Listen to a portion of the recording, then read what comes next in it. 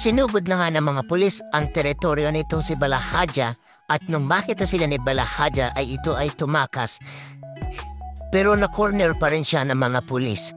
At dahil siguro si Balahadja ay masyado nang mahaba ang papel sa istoryang ito kaya kailangan ng alisin. Mayroon ang dumagdag na isang pulis at dahil hindi ito istorya ng mga pulis kundi ng mga doctors, kailangang alisin na ang isa rito. Tumatawag naman si Don Pepe kay Giselle. Subalit kasama ang palad ay hindi marinig ni Giselle ang sinasabi ni Don Pepe. Nakinig naman ni Zoe na tumatawag si Don Pepe kay Giselle at sinabi ni Don Pepe na ang kumidnap sa kanya ay si Moira at saka si Zoe.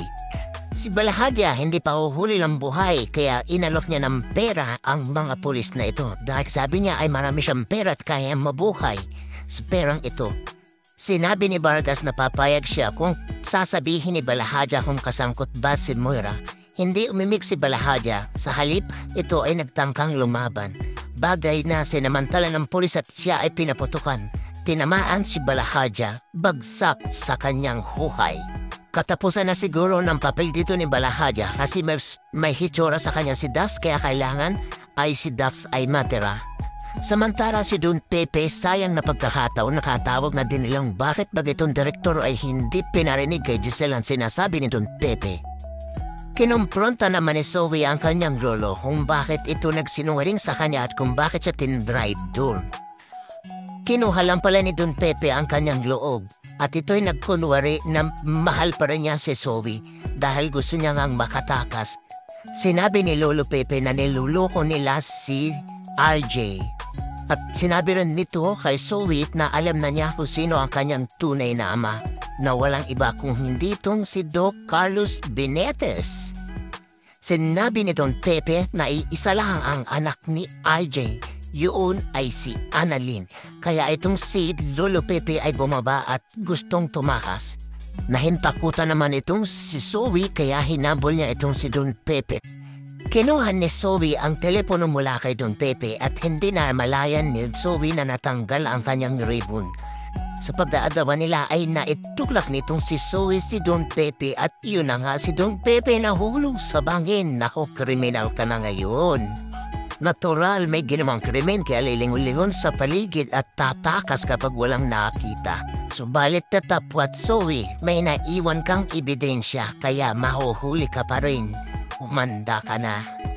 Kawawa naman to si Don Pepe, ayan tulog na naman. Wala nang ginawa itong mga ito kundi pinatulog at magising si Don Pepe. Pero mukhang hindi na siya gumagalaw. Buhay pa kaya? Takot naman si Zoe sa nangyari kay Don Pepe. At nang malayo na ito ay tumigil at iyak ng iyak. Hindi niya malaman ko ano ang gagawin nang tumunog ang kanyang cellphone. Yun ay walang iba kundi ang kanyang tunay na ama at nag-iiyak itong sinabi niyang hindi niya sinasadya ang nangyari sa kanyang lolo. Nagtaka naman itong si Doc Benitez kung ano nang nangyayari kay Zoe. Ipinagtapat ni Zoe na napatay niya ang kanyang lolo. Tinanong naman ni Carlos kung nasaan siya at kanyang pupuntahan yon. Si Chang Susan nagluto ng pagkain paborito nitong si Carlos at gustong ibigay subalit wala si Carlos. Nabanggit dito ni Lynette na tumawag si Zoe at tinawag niyang daddy to si Carlos, bagay na pinagtataka rin ni Chang Susan dahil malayo ang RJ sa Carlos or daddy. Baka daw ang nailagay ay Doc Carlos Benitez at saka daddy for RJ. So, baka daw naman kaya hinaharot itong si Zoe, ano kaya? At itong mga marites may pinagpipiyastahan na naman at ito ang narinig ni Maureen. Mula sa mga marites ay narinig niyang nabari itong si Balahadja. Wala na siyang kakampi kaya para hindi daw siya sinasagot. At si Zoe naman ito dumating na kanyang daddy to the rescue. Nagyakap silang dalawa.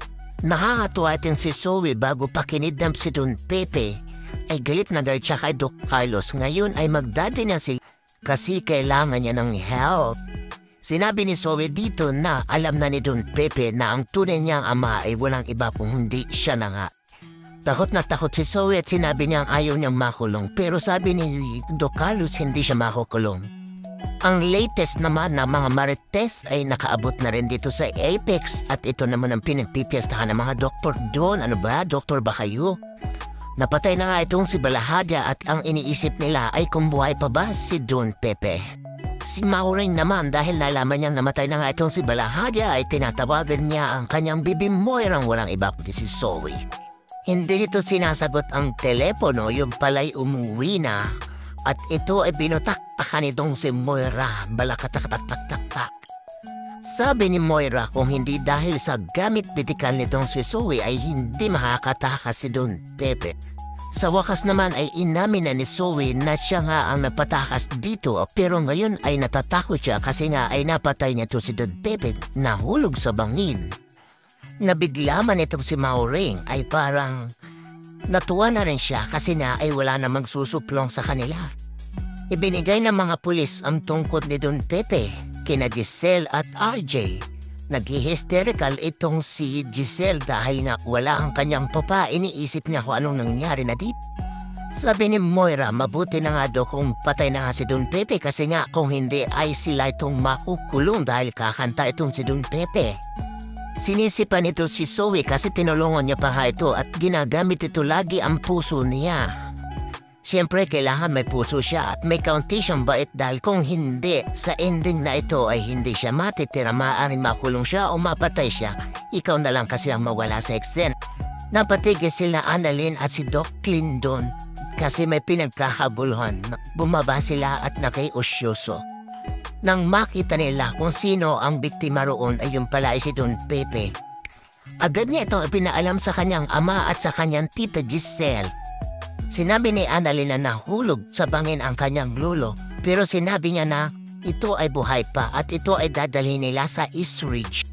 Nang malaman ito ni Giselle ay nagmamadali silang umalis upang pumunta ng hospital. Let's go!